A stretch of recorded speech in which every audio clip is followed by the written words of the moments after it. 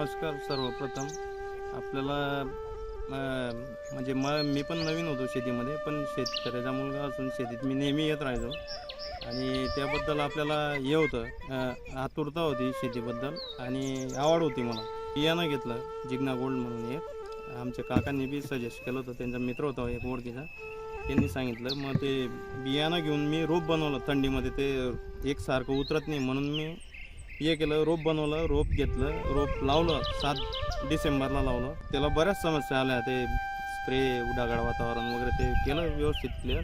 त्याचं आता जर शेतकऱ्यांना जर सांगायचं म्हटलं तर हे शॉर्ट टर्म पीक आहे. शॉर्ट टर्म पिकामध्ये जे आता केळी वगैरे घेतो आपण, ते लॉंग टाईम जातं, त्याच्यामुळे रिस्क जास्त राहतं, पैसा बी राहतो, टाईम बी जातो.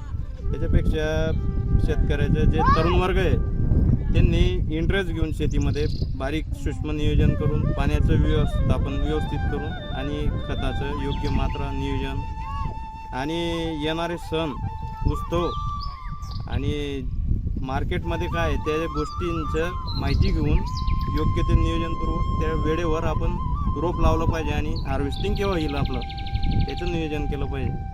त्याच्यानुसार मग आणि निसर्गाने बी साथ भेटली पाहिजे. त्याच्यात आपण फवारणी वगैरे ते करत राहतो, ते आपल्या हातातलं आहे. आपण मेहनत भाव भेटला आहे 20 रुपये 50 पैसे.